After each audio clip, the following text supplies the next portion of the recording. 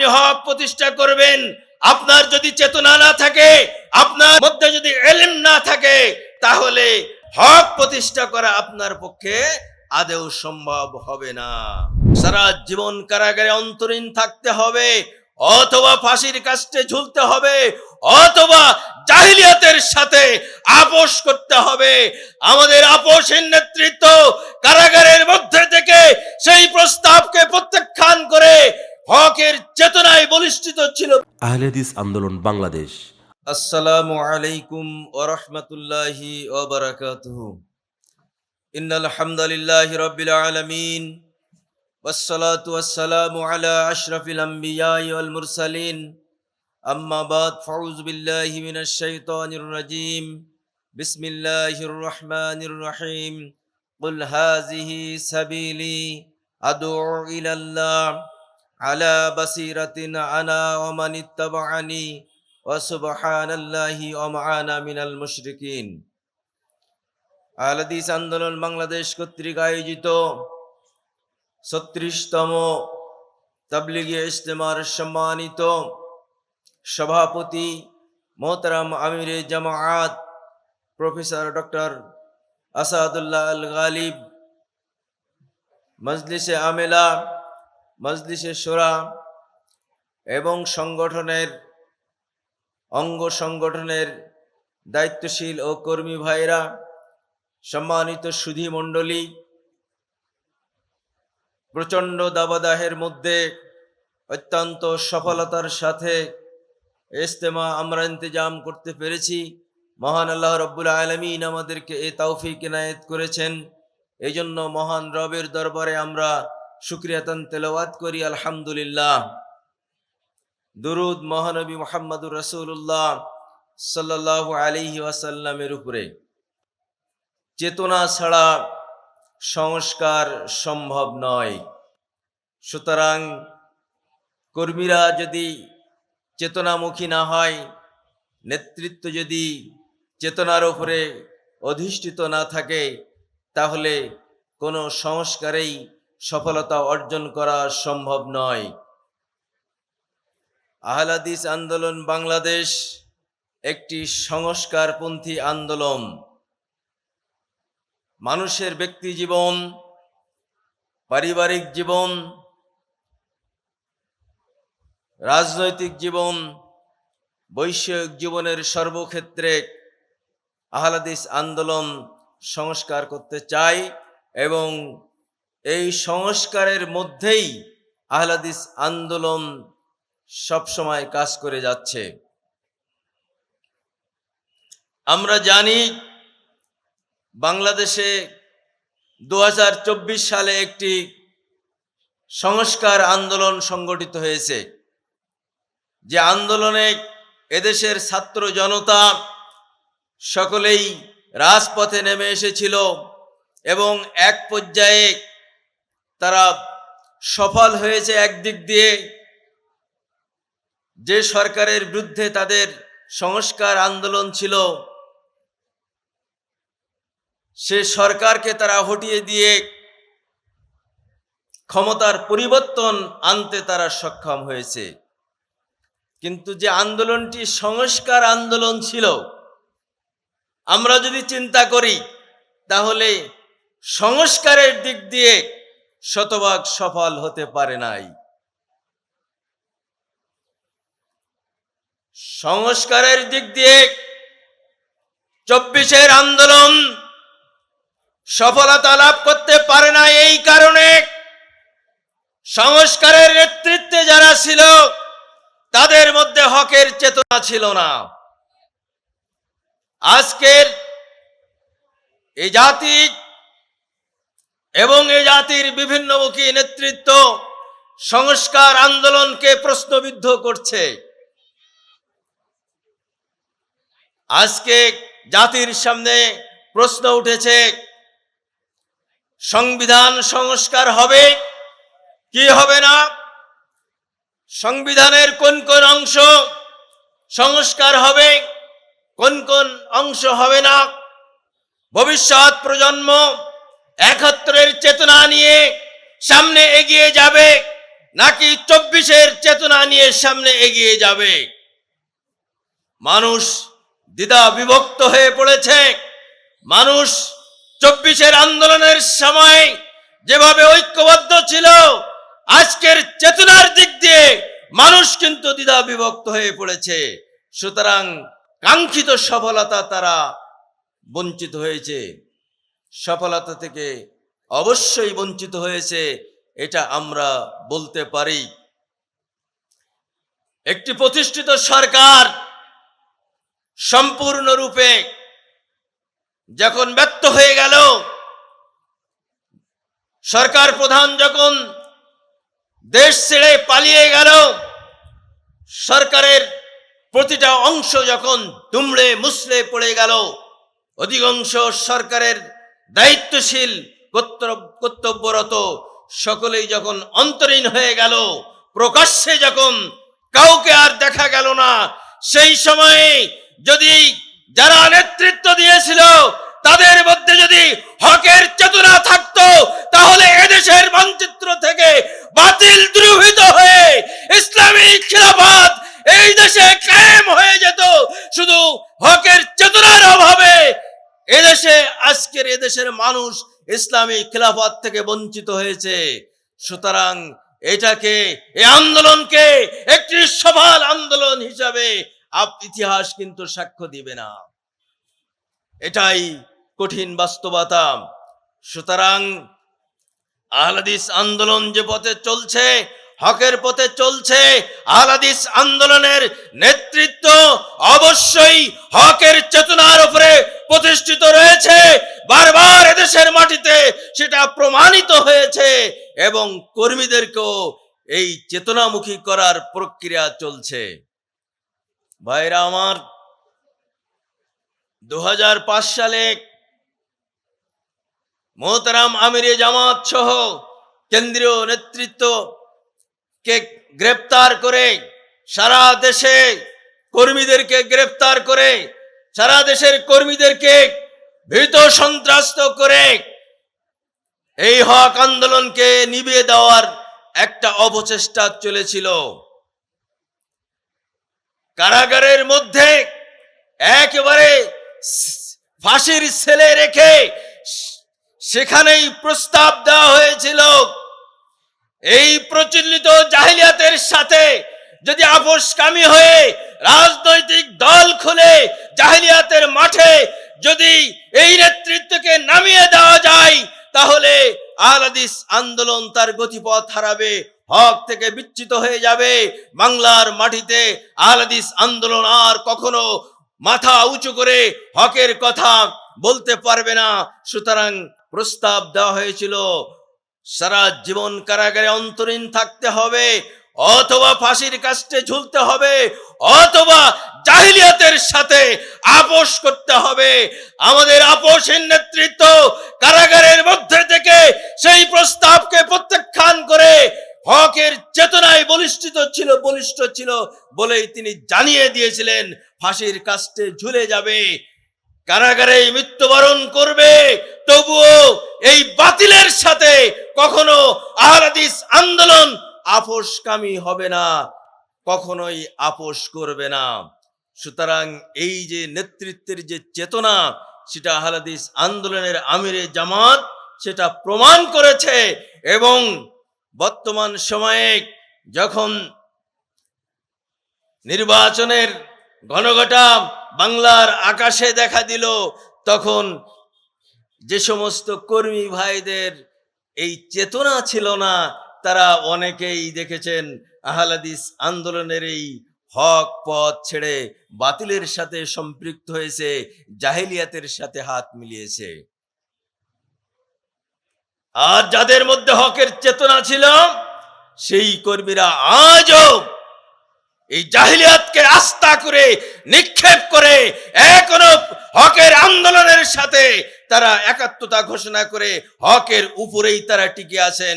হক প্রতিষ্ঠা লাভ না করা পর্যন্ত তারা আন্দোলন চালিয়ে যাবেন, আমৃত্যু হকের আন্দোলন তারা করবেন, এই মর্মে তারা বদ্ধপরিকর হয়েছে। ভাইরা আমার, যদি হকের চেতনা রাখতে হয়, যদি সংস্কার করতে হয়, তাহলে অবশ্যই দ্বীনের সঠিক বুঝ নেতা কর্মীদেরকে অর্জন করতে হবে। দ্বীনের সঠিক বুঝ তাদের মধ্যে থাকতে হবে। ওমাই ইউরিদুল্লাহু বিহি খায়রান ইউফাক্কিহু ফিদ্দীন। আল্লাহ যার কল্যাণ চান, আল্লাহ তার দ্বীনের সঠিক জ্ঞানটা দান করেন। আল্লাহ কল্যাণ না চাইলে আপনি সঠিক দ্বীনের জ্ঞান পাবেন না। প্রকৃতপক্ষে প্রচলিত বুঝ এক ধরনের, সাহাবা একরাম ও সালাফে সালেহিনের বুঝ আরেক ধরনের, সম্পূর্ণ বিপরীত মুখী। আলোচনা করলেই বুঝতে পারবেন। সূরা কাহাফের 110 নম্বর আয়াতে আল্লাহ রাব্বুল আলামিন বলছেন, কুল ইন্নামা আনা বাশারুম মিসলুকুম। নিশ্চয়ই আল্লাহর নবী সম্পর্কে আল্লাহ রাব্বুল আলামিন বলছেন যে, হে মুহাম্মদ সাল্লাল্লাহু আলাইহি ওয়াসাল্লাম, আপনি বলুন নিশ্চয়ই আমি তোমাদের মতোই মানুষ। আর প্রচলিত বুঝ হচ্ছে নবী নূরের তৈরি। তাহলে আপনি হক প্রতিষ্ঠা করবেন, আপনার যদি চেতনা না থাকে, আপনার মধ্যে যদি ইলম না থাকে, তাহলে আপনি তো ওই নবী নূরের তৈরি এই দলের মধ্যেই মিশে যাবেন। হক প্রতিষ্ঠা করা আপনার পক্ষে আদৌ সম্ভব হবে না। বাল ইয়াদাহু মাবসুতানে, আল্লাহর দুই হাত সম্প্রসারিত। আর প্রচলিত যে বুঝ, সেটি হলো তার রহমত প্রসারিত। এমনি ভাবে সর্বক্ষেত্রে সূরার 11 নম্বর আয়াতে আল্লাহ রাব্বুল আলামিন বলছেন, লাইসা কামিসলিহি শাইউন ওয়া হুয়াস সামিউল বাসীর। আল্লাহর সাথে কোনো কিছুই তুলনীয় নয়। ওয়া হুয়াস সামিউল বাসীর, তিনি শোনেন এবং তিনি দেখেন। তাহলে আল্লাহর সাথে কোনো কিছু তুলনীয় নয়। আল্লাহ তার সেই নিজস্ব সত্তার চোখ দিয়ে তিনি দেখেন এবং নিজস্ব সত্তার সেই কান দিয়ে তিনি শ্রবণ করেন। অথচ প্রচলিত উলামায়ে কেরাম মানুষের মধ্যে, জনসাধারণের মধ্যে যেটা মতামত দিয়েছেন, তাদের মধ্যে যে বুঝ সৃষ্টি করেছেন, সেটা হলো আল্লাহ নিরাকার। আল্লাহ বলছেন আল্লাহ শোনেন, আল্লাহর কান আছে, আল্লাহ দেখেন, আল্লাহর চোখ আছে, এবং সেটা কোনোভাবেই অন্যের সাথে তুলনীয় নয়। অথচ আমরা বলছি আল্লাহ নিরাকার। আর রহমানু আলাল আরশি ইস্তাওয়া, আল্লাহ আরশে সমন্বিত। আর এদেশের উলামায়ে কেরাম জনসাধারণকে বুঝালো যে আল্লাহ সর্বত্র বিরাজমান। আল্লাহ বলছেন আল্লাহ আরশে সমন্বিত, আর আলেম বলছে, মুফতি সাহেব বলছেন যে আল্লাহ সর্বত্র বিরাজমান, যেটা আমাদের পার্শ্ববর্তী হিন্দু ধর্ম থেকে এসেছে। ভাইরা আমার, আল্লাহ রাব্বুল আলামিন বলছেন ওয়াহু আলা কুল্লি শাইইন কাদির। সব কিছুর উপরে আল্লাহ ক্ষমতাসীন, আল্লাহই সার্বভৌম ক্ষমতার মালিক। অথচ এদেশের মুসলমানদেরকে বোঝানো হয়েছে জনগণ সার্বভৌম ক্ষমতার মালিক। আল্লাহ রাব্বুল আলামিন বলছেন যে আন্নাল কুওয়াতা লিল্লাহি জামিয়া, সমস্ত কিছুর উপরে আল্লাহর ক্ষমতা, আল্লাহই সার্বভৌম ক্ষমতার মালিক। আল্লাহ অতঃপর বলছেন যে ওয়া আন্নাল্লাহা শাদীদুল ইকাব, যারা জনগণই সার্বভৌম ক্ষমতার উৎস একথা বলেন, তাদের জন্য আল্লাহ তাআলা অবশ্যই কঠিন শাস্তিদাতা। আল্লাহই বলছেন যে আল্লাহ সার্বভৌম ক্ষমতার মালিক, এটা মেনে নিতে যদি কারোর অসুবিধা হয়, এটাকে যদি কেউ প্রত্যাখ্যান করে, আল্লাহ তাদেরকে কঠিন শাস্তিদাতা। সুতরাং জাতিকে বলবো, আল্লাহর শাস্তির ভয়ে জনগণ নয়, এ কথা মেনে নিতে আপনাকে বাধ্য হতে হবে যে আল্লাহই সার্বভৌম ক্ষমতার মালিক। আল্লাহ যাকে ইচ্ছা ক্ষমতা দান করেন, আবার আল্লাহ যাকে ইচ্ছা তার কাছ থেকে ক্ষমতা ছিনিয়ে নেন। জাহেলিয়াতের সাথে আপোষ করার জন্য, জাহেলি বিধানের মাধ্যমে ক্ষমতাকে আলিঙ্গন করার জন্য রাষ্ট্রীয় ক্ষমতার পদলোহী হয়ে আজকে আল্লাহর এই শাশ্বত বিধানকে আমরা অস্বীকার করে চলেছি। নেতা কর্মীদের মধ্যে যদি এই জাগ্রত জ্ঞান না থাকে, নেতা কর্মীদের মধ্যে যদি শাশ্বত বিধানের এই জ্ঞান যদি না থাকে, তাহলে অবশ্যই তারা প্রকৃত সংস্কার আন্দোলনে তাদের যে কর্মসূচি সেটা তারা প্রতিপালন না করে ভুল মেসেজ যেটা দেওয়া হয়েছে, ভুল কর্মসূচি জনগণের সামনে যেটা দেওয়া হয়েছে, সেই দিকে ধাবিত হয়ে যাবে। সুতরাং সংস্কারের জন্য অবশ্যই থাকতে হবে সঠিক জ্ঞান, অবশ্যই চেতনা থাকতে হবে। ওমান দাবেদাল জাহিলিয়া ফাহুয়া মিন জুসা জাহান্নাম ওয়া ইন সামা ওয়া সাল্লা ওয়া জাহামা আন্নাহু মুসলিমুন। যে ব্যক্তি জাহিলিয়াতের দিকে মানুষকে আহ্বান জানায়, কাউকে জাহিলিয়াতের দিকে ডাকে, ওই লোকের অবস্থান হলো, ওই লোকের স্থান হলো জাহান্নাম।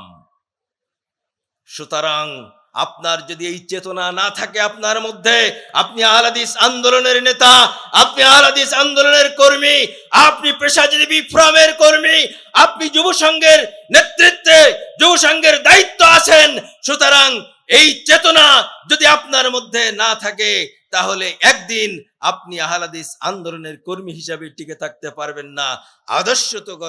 আদর্শগত কারণে একসময় ওই জাহেলিয়াতের সাথে আপনি মিশে যাবেন। সুতরাং আপনার সংগঠন, আপনার আন্দোলন সার্বিক সংস্কারের আন্দোলন। এই সার্বিক সংস্কার আপনাকে করতে হলে অবশ্যই আপনাকে হকের চেতনামুখী হতে হবে, হকের চেতনার উপরে আপনাকে বলিষ্ঠ হতে হবে। আমরা ইসলামী আন্দোলনগুলো দেখেছি না, কিভাবে হকের চেতনা না থাকার কারণে তারা কিভাবে বাতিলের সাথে আপোষ করেছে এবং নিজেকে বাতিলের মধ্যে নিক্ষেপ করেছে। আমরা বিগত নির্বাচনের পূর্ব মুহূর্তে ইসলামী আন্দোলনের নেতৃত্বের কিছু বক্তব্যের মাধ্যমে আমরা সেটা দেখেছি, আমরা বুঝেছি, জাতি দেখেছে, গোটা পৃথিবীর মানুষ দেখেছে। তারা জাহেলিয়াত প্রতিষ্ঠার জন্য আত্মনিয়োগ করেছে। আপনার এক মোহতারাম আমির জামাত কালকেও বলছেন, দেখেননি এদেশের একজন আইনজীবী ইসলামী আন্দোলনের তিনি বলিষ্ঠ কণ্ঠস্বর, অথচ তিনি পূজা মণ্ডপে যে তিনি স্পষ্টভাবে রমজান মাসে বলে দিয়েছেন পূজা আর রোজা এই দুটোই এক। যদি হকের চেতনা থাকতো, হকের জ্ঞান থাকতো, ইসলামী আন্দোলনের বলিষ্ঠ কণ্ঠস্বর হয়ে যে সিয়াম আল্লাহর কাছে ক্ষমা পাওয়ার জন্য এবং জান্নাত পাওয়ার জন্য সবচেয়ে বড় মাধ্যম, সবচেয়ে বড় একটি ইবাদত, সেই ইবাদতকে কখনো হিন্দু ধর্মের পূজার সাথে গুলিয়ে দিতে পারত না। এটা সম্ভব নয়। পূজা আর রোজা এটা একজন মুমিনের ন্যূনতম ঈমান থাকতে, তার জীবনে শ্বাস প্রশ্বাস থাকাকালীন সময়ে এক ফোঁটা রক্ত শরীরে থাকা পর্যন্ত কোনো মুমিন স্বীকার করতে পারে না যে রোজা আর পূজা এই দুটো এক। আমরা শুনেছি, আমরা যেভাবে আমাদের সন্তানদেরকে আমাদের বিগত দিনের নবী রাসূলদের নামের সাথে মিলিয়ে নাম রাখি মুহাম্মদ সাল্লাল্লাহু আলাইহি ওয়াসাল্লামের নামে, কারোর নাম মুহাম্মদ থাকে, কারোর নাম থাকে মুসা, কারোর নাম থাকে ঈসা।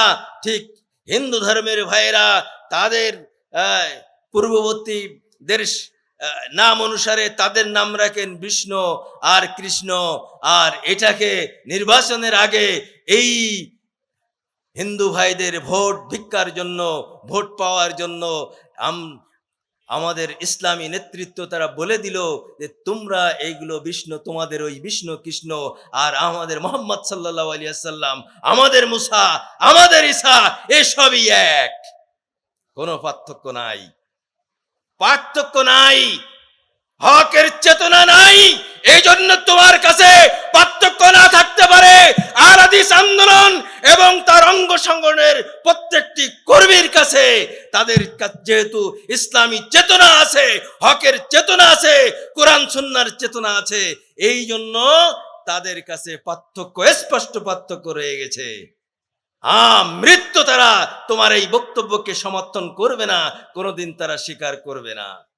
বেঁচে থাকাকালীন সময় পর্যন্ত তারা এর প্রতিবাদ করে যাবে।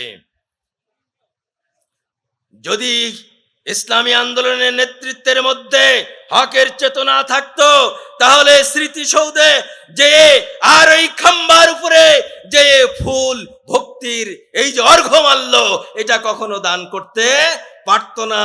বলল রাষ্ট্রীয় দায়িত্ব পালন করতে যে এগুলো আমরা করি। কে বলেছে ইসলামকে এভাবে জলাঞ্জলি দিয়ে, এভাবে আস্থা করে, ইসলামী অনুশাসনকে নিক্ষেপ করে, ইসলামের নামে ওই খাম্বার কাছে যে এই শ্রীকি আঞ্জাম দেওয়ার জন্য কে তোমাকে উদ্বুদ্ধ করেছে? আমরা বলতে চাই এগুলো ইবলিসের উদ্বুদ্ধকরণ। এগুলো ইবলিস ছাড়া কোন মুসলমান তোমাকে উদ্বুদ্ধ করতে পারে না এই শিরকি কাজে। সুতরাং ইবলিসের পথকে পরিহার করে ইসলামের পথে আসতে হবে, ইসলামের কথা বলতে হবে, হকের কথা বলতে হবে, বাতিলকে প্রত্যাখ্যান করতে হবে। তাহলেই তোমার দ্বারা ইসলামের কিছু কাজ করা সম্ভব, অন্যথায় সম্ভব নয়। ভাইরা আমার, ন্যায় বিচার, ইনসাফ কায়েম, এটা যদি করতে যাই তাহলে করতে গেলেই আপনার অবশ্যই চেতনা, সার্বিক চেতনামুখী হতে হবে। আমরা জানি হযরত দাউদ আলাইহিস সালাতু ওয়াস সালাম একটি বিচার করেছিলেন। সময় শেষ নেই। দাউদ আলাইহিস সালাতু ওয়াস সালাম একটি বিচার করেছিলেন। দুইজন মহিলার দুটি সন্তান, একটি সন্তান, দুটি সন্তানের মধ্যে একটি সন্তান যখন নেকড়ে বাঘ নিয়ে গেল, নিয়ে যাওয়ার পরে দাউদ আলাইহিস সালাতু ওয়াস সালাম দুই মহিলার বক্তব্য শুনে মনে করলেন এর ভিতরে যিনি বয়োজ্যেষ্ঠ এই মহিলার এই সন্তানটি হবে, সুতরাং তাকে, দুইজন দাবিদার হওয়ার কারণে সন্তানটি তাকে দিয়ে দিলেন আর ছোটজনকে বঞ্চিত করলেন। তারই ছেলে সুলাইমান আলাইহিস সালাতু ওয়াস সালাম এমন সময় এসে হাজির হলেন। তিনি বিষয়টি বুঝতে পারলেন, অনুধাবন করতে পারলেন বিষয়টি সন্দেহজনক। সন্তান এই বয়স্ক মহিলার নাও হতে পারে, এই বড় যিনি অপেক্ষাকৃত বয়োজ্যেষ্ঠ তার নাও হতে পারে, যার বয়স কম তার হতে পারে। তিনি বললেন এই বিচারটা পুনরায় করার আবেদন জানালেন এবং তিনি বিচার করতে যেয়ে এক পর্যায়ে বললেন যে এই একটি সন্তান আছে, আপনারা দুইজন দাবিদার, সুতরাং আমি এই সন্তানটিকে টুকরা টুকরা করে কাটবো, অতঃপর দুইজনের মধ্যে সমানভাবে ভাগ করে দেব। কিন্তু যার কলিজার টুকরা সন্তান, তার সন্তানকে এভাবে কাটা হোক, কেটে দুজনের মধ্যে ভাগ করা হোক, এটা কোনো মা তো চাইতে পারে না, কোনো মায়ের পক্ষে সম্ভব না। তখন তড়িঘড়ি করে যিনি, যার সন্তান, তিনি হলেন ওই বয়সে ছোট মহিলা, তিনি তখন বললেন আল্লাহ আপনার উপরে রহম করুন, আপনি উনাকে দিয়ে দেন, এই সন্তান কাটার কোনো প্রয়োজন নাই। তখন সুলাইমান আলাইহিস সালাতু ওয়াস সালাম বুঝতে পারলেন সন্তান আসলে ছোট জনের। এই যে চেতনা, এই যে প্রজ্ঞা সুলাইমান আলাইহিস সালাতু ওয়াস সালামের মধ্যে ছিল, যদি সেদিন দাউদ আলাইহিস সালাতু ওয়াস সালামের ফয়সালা অনুযায়ী বড়জনকে ওই সন্তান দিয়ে দেওয়া হতো, বিচারটা ভুল হতো, ন্যায় বিচারটা হতো না এবং এটা ইনসাফ প্রতিষ্ঠা হতো না। সুতরাং এর জন্যে প্রয়োজন চেতনা।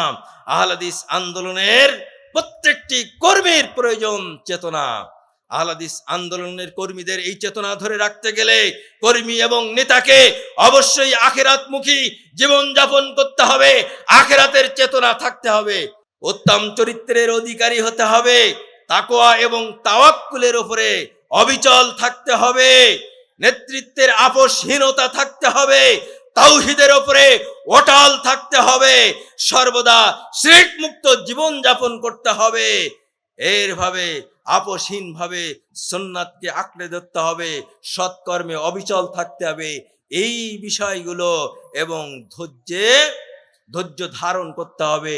এই সামগ্রিক বিষয়গুলো একজন নেতার মধ্যে যদি থাকে, একজন কর্মীর মধ্যে থাকে, তাহলে ওই নেতা, ওই কর্মী তিনি কিন্তু হবেন একজন চেতনামুখী দায়িত্বশীল, এবং তার মাধ্যমেই সংস্কার সম্ভব হবে, অন্যথায় সংস্কার সম্ভব হবে না।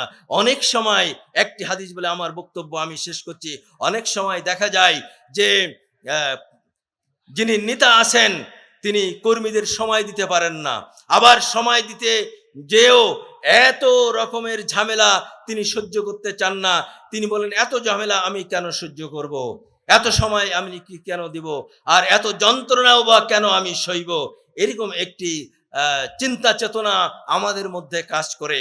কিন্তু আল্লাহ রাসূল বলছেন যে আল্লাযী ইউখালিতুন নাস, যে মানুষের সাথে চলাচল করে, কর্মীদের সাথে নেতা চলবে, এটাই স্বাভাবিকভাবে, এটাই স্বাভাবিক চলাচল করে।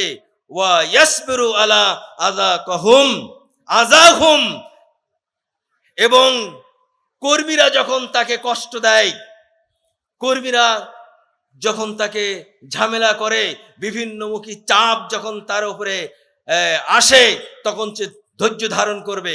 আপনি দেখবেন, আপনি দায়িত্বশীল হয়ে কর্মীর জন্য আপনার জীবন উৎসর্গ করে দিয়ে আপনি রাত দিন কাজ করছেন, তবু আপনার কর্মী আপনার উপরে সন্তুষ্ট হচ্ছেন না, তাদের চাহিদা আরো বেড়ে যাচ্ছে। এই কাজটি আমার নেতা, এই সুযোগ সুবিধা আমার নেতা আমার জন্য কেন করে দিল না, এটা হলো না কেন, ওটা হলো না কেন, এইভাবে আপনার মানসিকতার উপরে চাপ প্রয়োগ করতে থাকবে। এই চাপ প্রয়োগে অনেক সময় আপনি বিচলিত হয়ে পড়বেন এবং এই ধৈর্য ধারণ করতে পারবেন না। এই কষ্ট এই ক্লেশ আপনার ভিতরে আসবে, আপনি সহ্য করতে পারবেন না। তখন আপনি এখান থেকে ছিটকে পড়বেন। তখন আল্লাহ রাসূল সাল্লাল্লাহু আলাইহি ওয়াসাল্লাম বলছেন যে যারা মানুষের সাথে চলাচল করে না এবং তাদের পক্ষ থেকে দেওয়া যে কষ্ট, কর্মীরা অনেক সময় আপনার উপরে গীবত তহমত করবে, অনেক সময় আপনাকে ভুল বুঝবে, আপনার পরে অনেক সময় মানসিকভাবে তারা অত্যাচার করে বসবে। এমতো অবস্থাতেও আপনাকে ধৈর্য ধারণ করতে হবে। আল্লাহ রাসূল বলছেন যে এই ধৈর্য সহকারে সংগঠনের এই দায়িত্ব পালন যিনি করেন, তিনি অবশ্যই, যিনি দায়িত্ব পালন করেন না, মানুষের দেওয়া কষ্ট সহ্য করেন না, কর্মীদের ঝামেলা সহ্য করেন না, তাদের চেয়ে তিনি অবশ্যই উত্তম। সুতরাং অবস্থা যতই কঠিন হোক না কেন, আপনার সময় দিয়ে আপনার উপরে আপনার সাথীবৃন্দ যতই অসন্তুষ্ট হোক না কেন, এই অবস্থাতেও আল্লাহর উপরে ভরসা করে, তাওয়াক্কুল করে, আল্লাহর কাছে সাহায্য চেয়ে মাঠে ময়দানে আপনাকে কাজ করতে হবে। যদি পারেন তাহলে আপনি একজন সফল দায়িত্বশীল, আপনার মধ্যে প্রকৃত চেতনা আছে এটা প্রমাণিত হবে, অন্যথায় হবে না। সর্বোপরি আহলে হাদিস আন্দোলনের এবং অঙ্গ সংগঠনের প্রত্যেকটি নেতাকর্মী যেন প্রকৃত হকের চেতনামুখী হয়ে এই সংস্কার আন্দোলনে আমরা আঞ্জাম দিতে পারি। জীবনের প্রতিটি স্তরে মোহতারাম আমিরে জামাত যেভাবে হকের উপরে অটল থেকেছেন, বাতিলের সাথে জীবনে কোনোদিন যেভাবে আপোষ কামিতায় তিনি অবতীর্ণ হন নাই, আমরা যারা তার কর্মী হিসাবে আছি, আমরা যারা মামুর হিসাবে আছি, আমরা প্রত্যেককেই যেন এভাবে হকের উপরে অটল থাকতে পারি। আমরা যেন চেতনামুখী ভাবে এই সংস্কার আন্দোলনকে এগিয়ে নিয়ে যেতে পারি। আল্লাহ পাক আমাদেরকে তৌফিক ইনায়েত করুন। আল্লাহুম্মা আমিন। আসসালামু আলাইকুম ওয়া রাহমাতুল্লাহি ওয়া বারাকাতুহু।